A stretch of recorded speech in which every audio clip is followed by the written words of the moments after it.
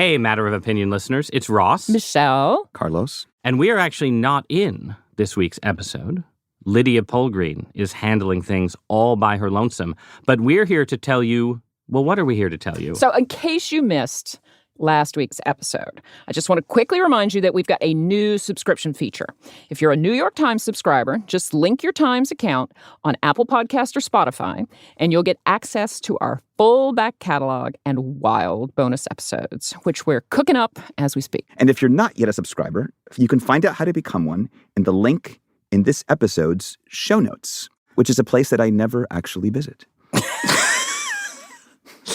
Fortunately, everyone else does. And just so you can really have a window inside the glamorous life of podcasters, we are recording this promo just after recording the bonus content that will appear in your feed next week. And just so you know, it's going to be very spooky. Boo. So if that isn't enticement enough, I can't imagine what would be. And now, On with the show. on with the show. From New York Times Opinion, I'm Lydia Polgreen, and this is Matter of Opinion.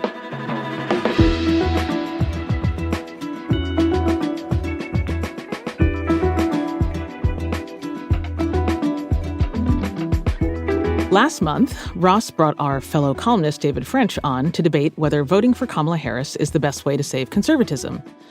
In this episode, we're going to talk about whether voting for Kamala Harris is the best way to turn a Democrat into a conservative. Just kidding. But really, I've been thinking a lot about the very disparate groups hoping to elect Harris as the next president and wondering about the lingering divides within this coalition on a variety of issues, ranging from Israel and foreign policy to the economy.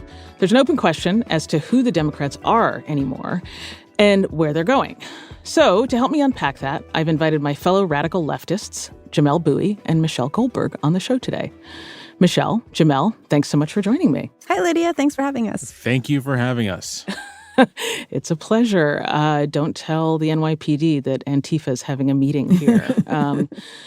So let's just dive right in. And maybe before we get into what the Democratic Party even is right now, it would be helpful to kind of place ourselves in that broader world. We've all covered politics from a broadly progressive left-of-center perspective for a long time. So I'm wondering how you guys situate yourselves. Like, where in the political spectrum do you find yourself most at home, if anywhere? And where do you feel the most discomfort?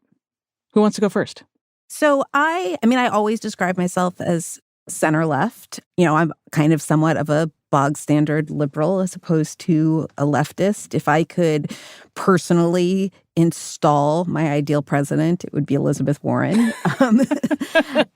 And so I am someone who votes blue no matter who and has very little sympathy or patience for arguments for third parties unless people have actually done the work to create a ranked choice voting system in which a third-party vote isn't just a spoiler vote. And I'm somewhat impatient with parts of the left that I think have unrealistic expectations about what politicians can do and still get elected, and also have a lot of frustration with the parts of the Democratic Party that are overly solicitous, especially of big tech and big business. Mm-hmm. Yeah, a lot of that resonates. How about you, Jamelle? I very much don't like classifying myself, but I think that if you were just to sort of like read my columns, it would become very clear very quickly that I'm very much a social democrat, someone who believes in a large and robust social insurance state, who believes in broad unionization and broad worker power within the economy, someone who thinks that the United States would be better off if we took more experiments with the democratic allocation of wealth. Having said that, when it comes to politicians, I find myself with a real affection for politicians who are less concerned with like highfalutin ideas and more concerned with the give and take of actually trying to govern and construct things and deliver things to ordinary voters. When I think about the politicians I admire most in U.S. history, whether they are guys like John Bingham in the 19th century, like a workaday Ohio politician who ends up crafting the 14th Amendment, or Robert Wagner of New York, the kind of famed Tammany politician of the 1930s who constructed a good deal of the New Deal, or even Hubert Humphrey, who people have complicated feelings about, but who has ideals but fundamentally recognizes that politics is about the pursuit of the possible. Those are the kinds of people that I find myself admiring and who I tend to align myself with. Jamelle, is there anyone today that you think is really in that tradition? Yes, actually. Nancy Pelosi obviously comes to mind. Yeah, absolutely. Nancy Pelosi may be sort of like the apex of that kind of politician alive today. Joe Biden is that kind of politician. This might be a little controversial, but I kind of think AOC has that in her core. Yeah. I think that is like that is what motivates AOC. And that what makes her so interesting is that she is the combination of someone who can speak the language of high ideas and high ideals, but is very much a how can we move a piece of legislation from point A to point B kind of politician. And I think the left needs much more of that. Like Pelosi especially. I'm not going to say I've agreed with every single thing Nancy Pelosi has ever done, right? This isn't a fandom. But when I think about who has been just a extremely effective legislative leader and legislator over the course of her career, it's kind of hard to think of anyone in like 2 generations who is better than Nancy Pelosi, especially if Harris does win in November and Pelosi is kind of what's an important part of moving Biden out. If Harris wins, I think you can make a very strong case that Nancy Pelosi is one of like the 5 most important legislators to ever grace the halls of the House of Representatives. That sounds about right to me. Yeah, me too. Yeah. So I feel like I'm kind of off on a different planet from you guys because my primary orientation is actually more global. So I think a lot about ideas of progress that go beyond borders. And so I feel a little bit homeless in that it seems like both major political parties in this country feel like they've walked away from a lot of the commitments to thinking about what I know globalization is a dirty word, but what a moving forward of the world together and cooperation and all of those things looks like. And so I feel a little bit lost in this particular moment because I think I'm a kind of a bit of a global internationalist in more of the kind of Kwame Nkrumah decolonizing world sense. In a nationalist moment. In a nationalist moment. And I'm also a big believer in international cooperation in a moment when that is very much falling out of fashion. So I want to start us with a question that we'll probably spend the entire episode talking about and trying to answer. But I want a quick diagnosis. What is the Democratic Party now, and where do you place it on the political spectrum in October 2024? I mean, this isn't, I don't think, unique to the Democratic Party. This is true of a lot of social democratic parties in Europe, that it's basically a coalition of urban professionals, people of color, the labor movement. This is, I think, specific to the United States because we don't have a parliamentary system. So the right-leaning suburbanites who are horrified by populism necessarily get absorbed into the Democratic Party in the way that they wouldn't get absorbed into a social democratic party in a parliamentary system. You'd have the Liberal Democrats like in the UK or some other kind of place. All of that and apparently Dick Cheney in 2024. But I think he sort of fits in that, to be honest. I would say that the Democratic Party is what it's always been, which has always been this kind of interest group brokerage party, even going back to the Jacksonian Democratic Party. If you step back and look at what were the constituent parts of that Democratic Party, it was new immigrants to the urban centers of the North. It was game and farmers throughout sort of the old United States. It was new frontier farmers in what was called the Old West, so like Ohio and Michigan. It was Southern slaveholders. This was the Democratic Party. And I think at every stage in the party's history since then, it has always been a big and unwieldy coalition of groups with lots of internal antagonisms and internal contradictions. And Michelle pointed to one of the big ones right now, which is that because Trump has reshaped the Republican Party in his image and essentially purged it of any figure or groups of voters who are uncomfortable with that, the Democratic Party has taken in a bunch of right-leaning voters who like the status quo, who don't think that there needs to be big changes to the nature of American society or whatever. And so that's just made the Democratic Party even more unwieldy than it typically is. But also I think given it a kind of small c conservative cast, that like the Democratic Party is a party of conservation of America's of normality of America's political institutions. But that's all to say, the entry of former Republicans into the Democratic Party has given it this small c conservative orientation and cast that I think is shaping things. I would be remiss if I didn't mention this kind of dynamic also happens all the time in American history. That even the Republican Party at one point, the OG Republican Party comprised of former Whigs, anti-slavery Liberty Party members, anti-slavery Free Soilers, and a bunch of anti-slavery Democrats. So it's like this happens. This is part of how American political parties form and change. And I think we're in this moment of party, not realignment, but sort of like things are getting shaken up a bit. Yeah. Well, but who's driving, I guess, is the question. We're in this extraordinary situation where there's an incumbent president who decided not to run again, and his vice president is now the nominee. And she seems to be, Kamala Harris, a little bit of all things to all people. I mean, at the VP debate, you had Tim Walz thinking this unlikely coalition of Bernie Sanders, Dick Cheney, Taylor Swift. I mean, it's really a grab bag. So I take your point, Jamelle, but, when you have this many different parts in the coalition, what's driving that coalition forward? Is it just Trump?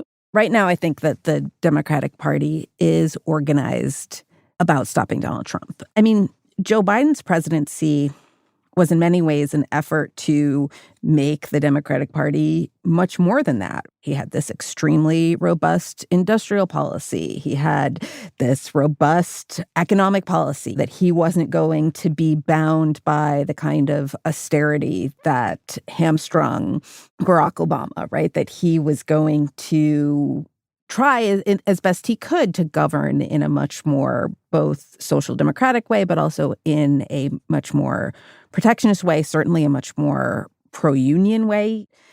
And it's actually gotten him very little. In some ways, it has turned a lot of people's assumptions about policy upside down. I think a lot of people hoped that if you had a Democrat who governed in an economic populist manner, that it would cut into some of the appeal of right-wing populism. Certainly that they would be rewarded for it by the labor movement. And I don't want to overstate the amount of the labor movement's defection from the Democrats, right? Most unions are supporting Kamala Harris. But nevertheless, you do have more union support for Donald Trump than you have for previous Republican presidents. And so I understand why Kamala Harris, looking at this situation that she has inherited, would think that she has a better shot at winning by reaching out to some of those kind of small c conservatives who are appalled by Trump, but not necessarily looking for sweeping social change. So the question is, what's driving the Democratic Party right now? I do think that it's mostly just opposition to Trump. This is a big tent coalition whose main goal right now is to keep Trump out of power. I think that the end of Roe v. Wade has also sort of like been another broad, like energizing issue.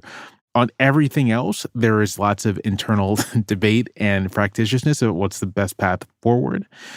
I would say one way to think about the Democratic coalition right now, and one way to think about like the chief divide in American society, honestly, it's just between high trust and low trust people, Yeah, right? absolutely. That's the unifying thing for the Trump coalition is less these days race or gender or education than it is a lack of trust in the institutions of American life. And this is what made Biden's gamble that maybe you could cut into Trump's support by governing with an eye towards raising wages for working people. The mistake he made was that entire gamble depends on working with institutions, right? It's accomplishing something through the usual institutional pathways. Wait, can I just back up? But I don't think, I don't know how to say this, but I think on the one hand it didn't work, but I don't think it was a mistake, if that makes sense. No, I don't think it was a mistake either. It's one of those things where you have to do something, right? Like you can't not do anything. And it's also the right thing to do, even if it doesn't pay political dividends. It was the right thing to do, for example, for the Biden administration to focus much more on keeping unemployment as low as possible during pandemic recovery than worrying so much about prices. That was objectively the right thing to do. It was the right thing to do for the Biden administration to do as much pandemic aid as possible. The child tax credit, for example, cut child poverty in half for the year that it was in effect. And neither Biden nor the Democratic Party got literally any credit for it whatsoever. And I think part of that is simply you're not going to have a good, easy time attracting low-trust voters by touting what you're doing with the government. And the thing Trump, I wouldn't say figure out, I think it's very instinctual. It's just that him being himself a low-trust voter, sort of like embodying that, for this portion of the electorate, they look at him doing nothing, right? But they still perceive it as him acting in their interest because he shares their distrust of the political system.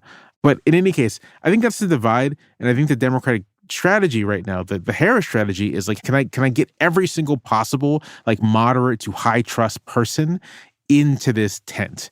And if I can do that, then I can win. It's noteworthy that in the interviews Harris has done, no one has asked her, really, what are your 3 top legislative priorities? What are the 3 things you want to do if you get a Democratic Congress? Some people have asked her. She just doesn't really have an answer. Or, I mean, she'll say, like, strengthen the middle class, some version of that. Right. Is she basically responding to the political environment that Jamelle is describing, Yeah, I think absolutely. Right? And that's how you end up with Dick Cheney as a kind of showpiece, and you end up with a DNC that's got plenty of space and room for various Republicans to speak, but other parts of the coalition feel that they're pushed to the side. I think this was the first time in a couple of election cycles that there hasn't been a transgender speaker. There was no Palestinian American speaker who was allowed to speak at the DNC. And so there's been a very clear message that, based on the description that I think both of you are sort of coalescing around, makes a good deal of political sense, that it's about just sort of getting the gettable voters rather than trying to tell a real story about where you want to take the country. But I wonder, like, is that good or bad for the future of the Democratic Party? I mean, where does that leave you? I think that within, the kind of, given that Kamala Harris didn't just fall out of a coconut tree and, exists within the context of all that came before, within that context, what she's doing makes total sense. This is, from my point of view, such an existential election, and it makes sense to me for her to try to win in the safest possible way. I do think that, inshallah, if she does win, a lot of people are going to be disappointed by whatever comes next because it's not obvious what direction she's going to try to move us in. B, it's not obvious that her administration would be able to accomplish anything at all, given that she's likely to end up with a Republican Senate who's going to be kind of completely intransigent. And nobody has ever been able to really level with the American populace about all the choke points in our system and just about how kind of broken the legislative process is right now and the scale of changes that would be necessary to unstick it. And so I think there will be euphoria, well-deserved, because I do think that a Donald Trump presidency would be the end of the version of American democracy that we've all come to take for granted to some extent. But once Trump is off the scene, we'll be confronted with these much more enduring structural problems. Yeah, that is a good place for us to take a quick break. And when we come back, we're going to dive into some of those divides and what that might mean for the future of American democracy. Stick around.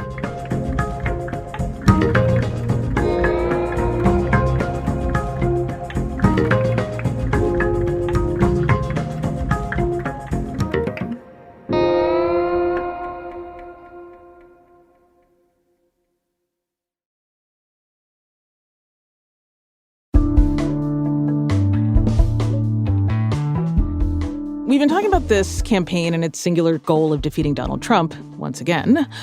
But as we've said, there are some very real divisions roiling beneath the surface in the Democratic Party. And whether Harris wins or loses in November, we're going to see them deepen. So I'm curious from each of you, of all the divisions that you're watching play out in the Democratic coalition, what's the most consequential one to your mind? Jamelle, you want to go first? I mean, I think the obvious, most consequential one is just that where Democratic Party elites and where Democratic voters are on the question of the United States' relationship to Israel that's like the division. That's the one that is most likely, I think, to create the most acrimony going forward. It's clear that everyone has sort of suspended it for the moment. I think part of Biden not being in the race really helps in that regard. Everyone's sort of been like, okay, Harris is not Joe Biden. Harris did not actually lead the Biden administration. So we're going to kind of bracket for now this through the fall, through the general election. But it's certainly clear to me that if she wins, that's going to be the big question about her foreign policy. How do you relate to America's relationship with the Israeli government?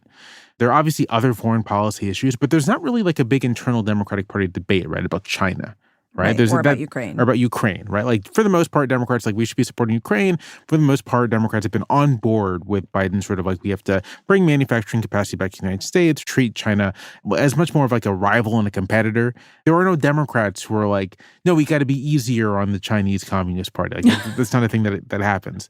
There's no Democrats who are like, we got to be easier or less harsh on Putin's Russia. But Israel is where there's a real divide, and it's a divide that exists, I think, principally among the voter base versus sort of like elected officials, but it's creeping up among elected officials too. Yeah, I mean, I think that this truism that American elections are never really decided on foreign policy probably remains true, but Israel feels like the closest thing to a domestic foreign policy issue. But I don't know, Michelle, I'm curious, do you think it's as deep a divide within the party as it seems? I mean, the number of people who vote on Israel-Palestine is certainly relatively small, or at least that's what all the polls suggest. To me, one of the most difficult things about grappling with this from a political point of view is that I can't think of another issue where what I consider the right thing to do and what I consider the politically savvy thing to do are so far apart.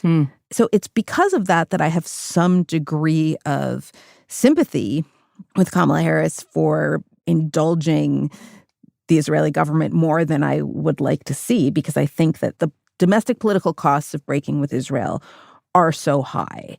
I think that will change because the Jewish community itself is changing so much, and younger Jews are aghast, not universally, but much more so than older Jews, at what Israel has become and about the aggression of the Netanyahu government, the complete disinterest and contempt for American attempts to push forward a two-state solution. I think that there's going to be increasingly an understanding that even if the two-state solution is ideal, and I think it is, to some degree, in as much as it's an impossibility, it's a way of kind of avoiding the one-state solution that exists right now. Yeah. Well, this also seems like a place where the decoupling of what public opinion is kind of broadly from the price that politicians pay for taking particular stances feels just incredibly vast. And, you know, there are politicians, I think, who have taken pro-Palestine stances, who are also very good at constituent services and things like that, who've managed to fend off challenges to them. But you've also, you know, Michelle, written about politicians like Jamelle Bowman, who had other issues, but clearly was someone that was seen as quite vulnerable. Well, part of it was that he was genuinely at odds with such a big part of his constituency. Yep. AIPAC and, for that matter, the crypto industry, which we're going to talk about in a minute, dropped just like an unbelievable amount of money on his head.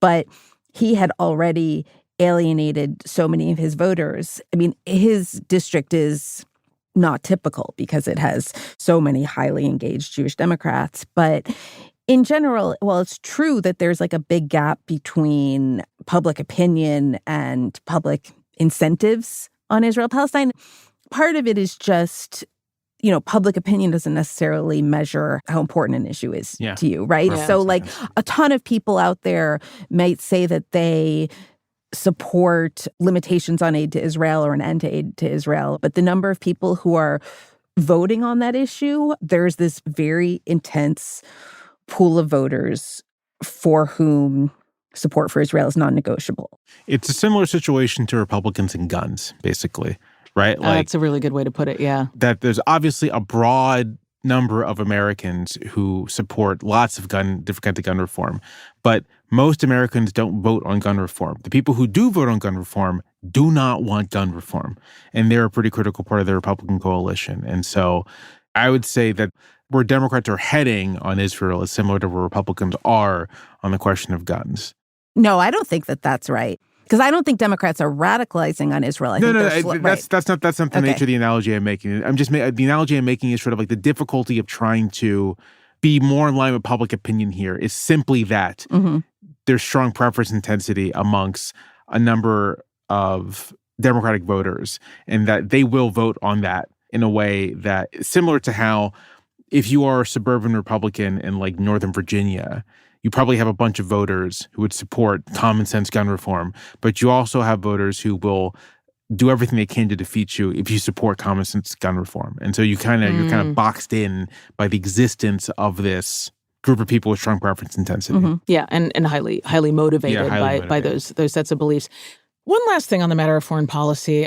I feel like I can't let go of the party touting the endorsement of Dick Cheney. He's just such a Darth Vader figure and so dark and part of such a dark chapter of American history.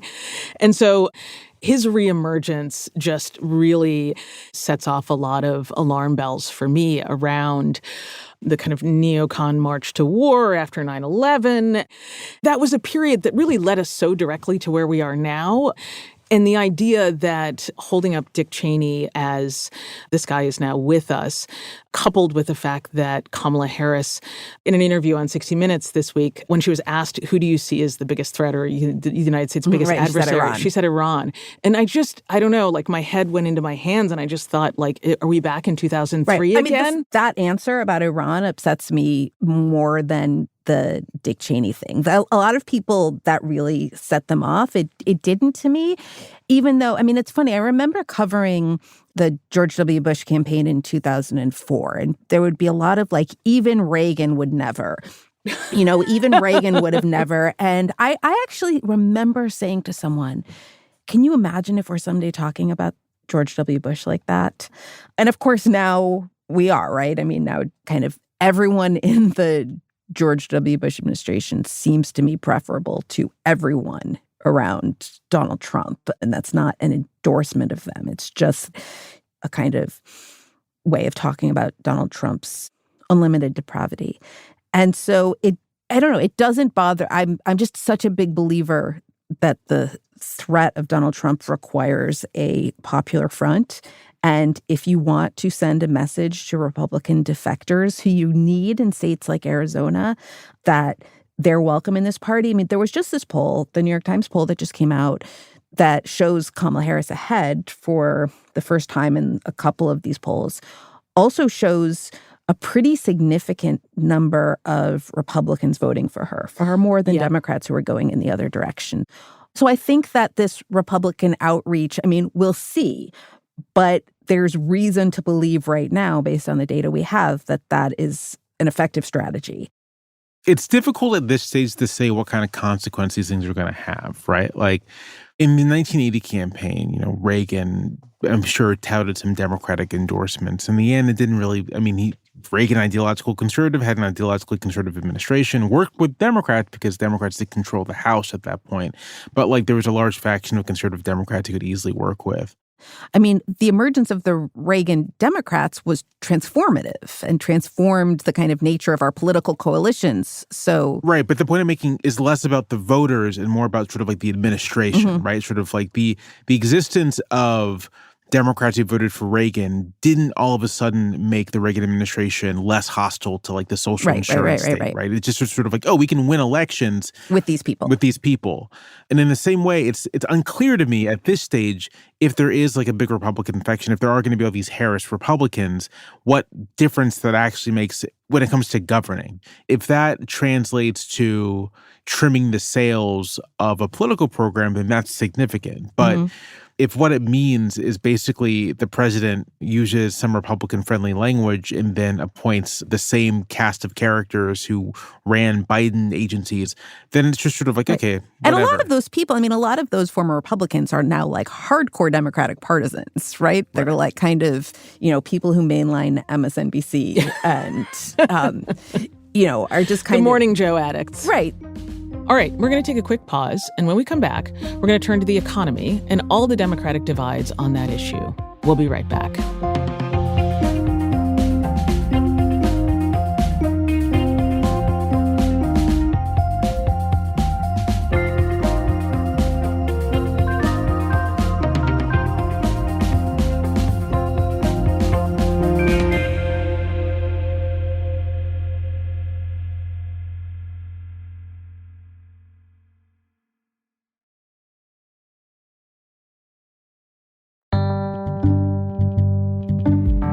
All right, let's turn to the economy. What surprises you about the Democratic Party's approach to economic policy, and where do you see the divides and contradictions?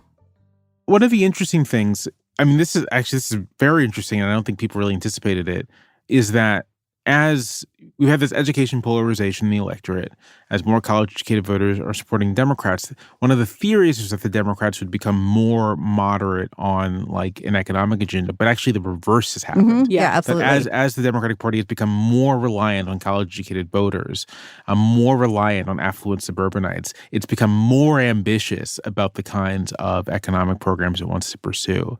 And I honestly would expect that to continue, even if there are a bunch of Harris Republicans. On the day we're recording this, Kamala Harris did two things. First, she had an interview on The View where she's like, I'll put a Republican in my cabinet. And she announced an expansion to Medicare to cover home care and home assistance, which is a big program, right? That's actually a major expansion of the program. And a huge pain point for millions of American families, right? I mean, this is a big, big deal. It's interesting to me that the campaign did not see these two things as incompatible. Mm-hmm. Like, I don't have to trim my sails when it comes to expanding a major government program if I'm going to appeal to Republicans. I think it's interesting and maybe says something about the policy consequences or lack thereof of trying to attract Republican voters. But I guess there are a couple of places where there does seem to be some real friction and incompatibility. So Mark Cuban, for example, the entrepreneur and tech company guy, who's a vociferous supporter of Kamala Harris, has been saying, if it was up to me, I'd get rid of Lena Khan, who's the head of the Federal Trade Commission, and has been going after a handful of tech companies for wielding too much power. And then just in general, there's this sense that mainstream Democrats have gotten a little too cozy over the years with Wall Street and big money. But I think this is less about these sort of like affluent suburbanite, formerly Republican voters joining the Democratic coalition, and it is just about the gargantuan power of tech billionaires and the sinister role that they're playing. I mean, I see their kind of power in our politics is at once a symptom and a cause of democratic sclerosis. Mm-hmm. And the crypto industry specifically, there's a really good piece about this in The New Yorker this week that everybody should read. We've never talked about crypto, so I don't know how you guys feel about it. I mean, to me, the crypto industry seems like so monumentally sinister. It seems like a gigantic scam to me. It's a gigantic totally. scam. Yep. Right. I mean, it's so telling to me that the one person they put forward as their moral exemplar was Sam Bankman-Fried. But they just have so much money that they are willing to spend so aggressively. I mean, like $30 million against Sherrod Brown, who is both a Democrat from a swing state, but also just kind of one of the best Democrats, period, in terms of populist economic policies. And they're just so willing to play this sort of smash mouth politics and intimidate politicians who have to be really, really committed to walk into this buzzsaw. To me, this is less about kind of the reshaping of the Democratic coalition and more just about the unbelievable power of these technologists and monopolists. It's interesting to think of crypto as like a low trust institution. The selling point for it is that like you can move money without, the government peeking in. And there is a contradiction there, right? That if you are trying to attract the support of Mark Cuban and those like him, it's hard to maintain that while taking a hard line on crypto. Taking a hard line on crypto alienates the kind of low trust people that you're trying to attract with your Mark Cuban support. Like, that is a real contradiction. And that's honestly, like, that's one of the unanswered questions of a Harris administration. Like, how much are you going to listen to these people? Mark Cuban saying you should fire Lina Khan. Are you going to take that seriously?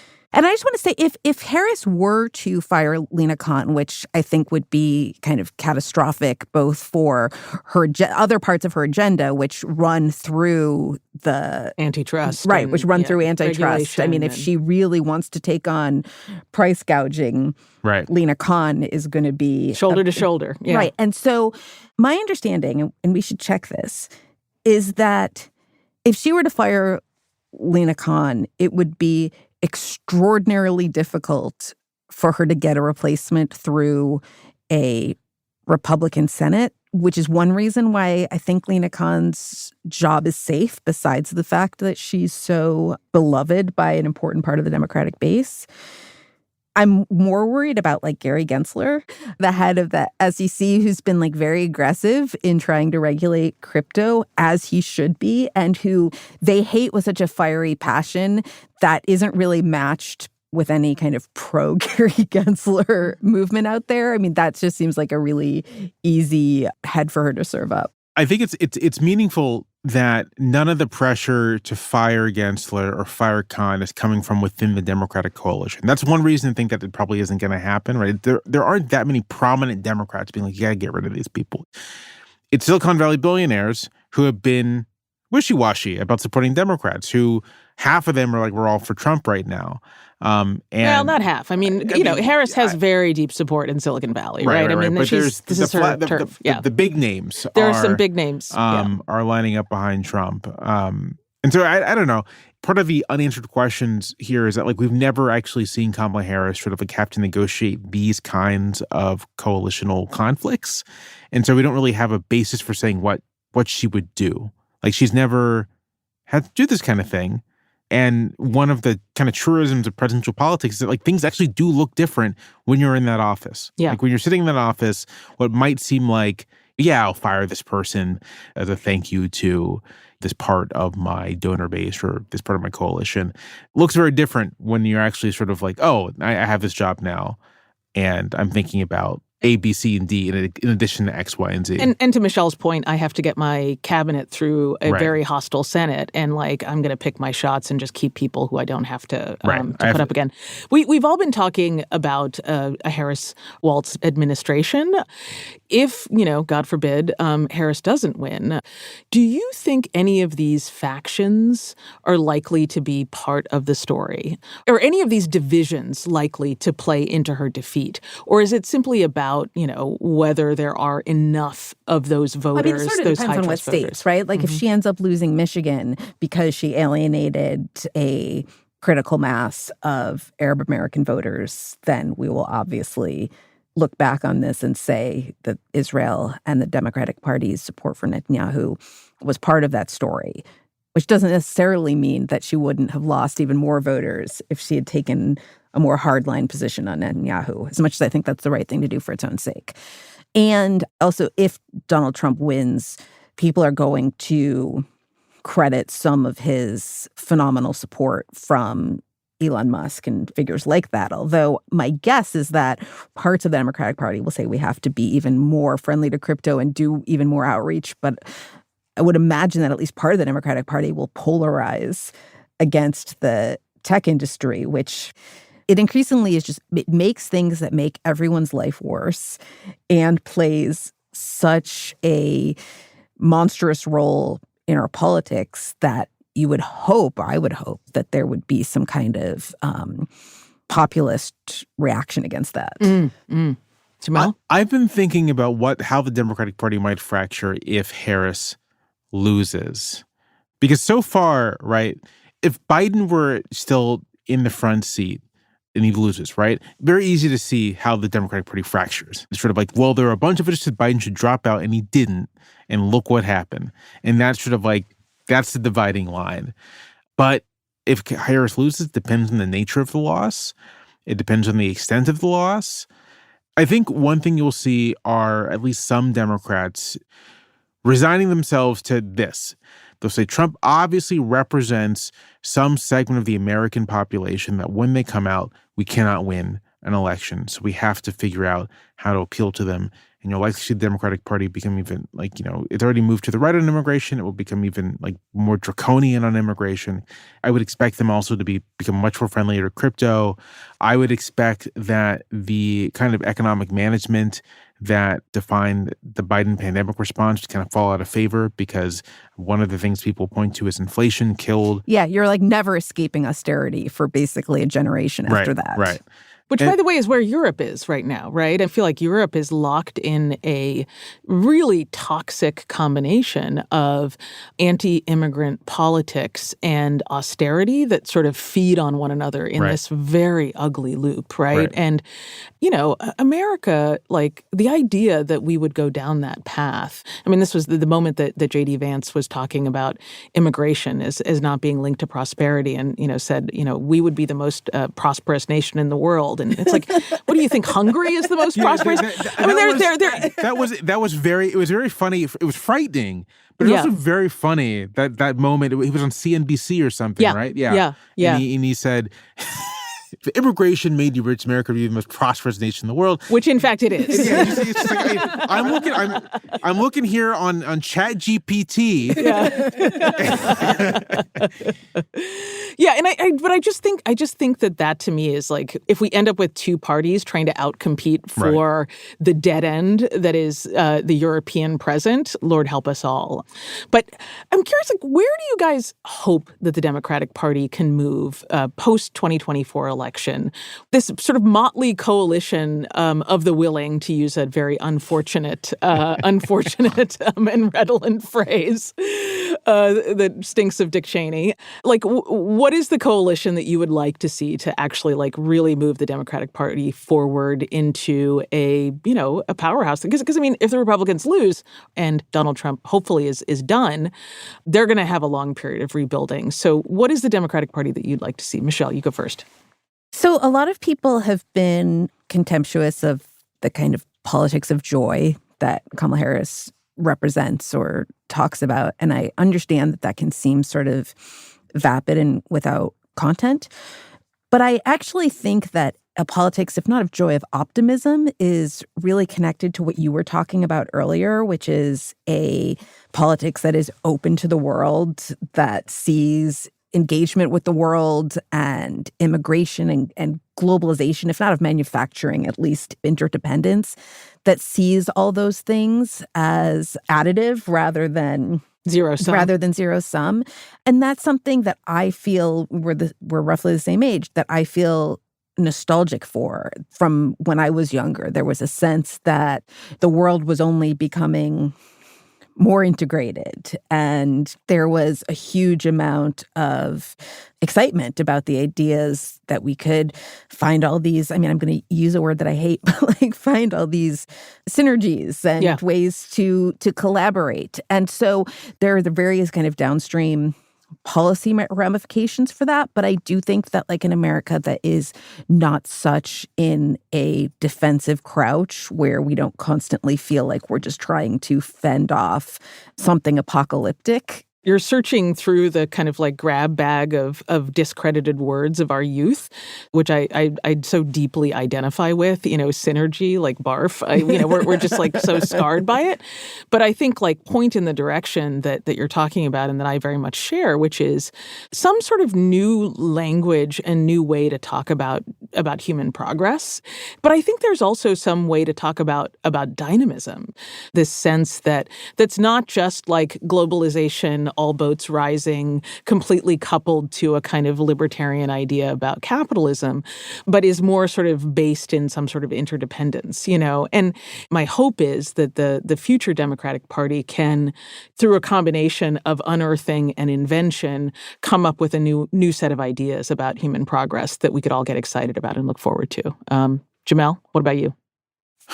When I think about The question, what do I hope to see in the Democratic Party? I'm going to take this very literal and mean in terms of like, what do I want the literal institutional Democratic Party to be? Because I think what the Trump era has revealed is the extent to which the Democratic Party still lacks the kind of like deep connections to communities of voters that help make it more resilient in the face of opposition and help it muster the kinds of majorities necessary to actually do anything. There's a lot of ambition among Democrats. There's like a lot of ambition to do bigger things. And I sense that there hasn't been this kind of ambition among rank and file Democrats to really try to pursue big aims in a long time. But the only way you're going to do those things is if you can win elections and persuade voters to trust you. And building that trust is a long and difficult thing. And so I would like to see a Democratic Party that takes some of this money it's raising, and if they win, and really begin to do the kinds of investments in actual communities, like building up a real party organization that has a presence beyond election years. As when it comes to Democratic lawmakers, I would like to see a Democratic Party that recognizes that part of the challenge of moving on from the Trump years has to be institutional reform. It has to be. Like what we've witnessed is the extent to which like broken institutions or ones that have been like hijacked for ill purpose have facilitated Trump every step of the way. And so I would like to see the Democratic Party that takes that kind of stuff more seriously, whether that's court reform, whether that's electoral college reform, whether that's thinking seriously about proposing constitutional amendments that address some of, I think, kind of the big issues that come out of the Trump years. Like, is the president criminally liable? Is a thing that probably needs to be addressed constitutionally at this point. And the extent to which the party has become very small c, I think makes this difficult. It makes it difficult simultaneously to say we are the party of normalcy and the status quo, but also there are these major constitutional problems that have been revealed by the Trump years that we have to address. But that's the direction I would like to see National Democrats go towards. I think it's necessary. I think if we don't kind of work on these things now, we're just setting ourselves up for this again. Yeah. Well, I am all for almost spiritual renewal in the Democratic Party. That would amen to that. Well, Michelle, Jamelle, thank you so much for coming by to chat with me. Thank you. My pleasure.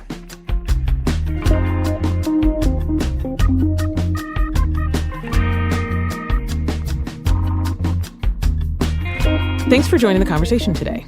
Send us your questions about the election by calling 212-556-7440 or emailing them to us at matterofopinion@nytimes.com. Matter of Opinion is produced by Sophia Alvarez-Boyd, Phoebe Led, and Andrea Betanzos. It is edited by Jordana Hochman. Our fact-check team is Kate Sinclair, Mary Marge Locker, and Michelle Harris.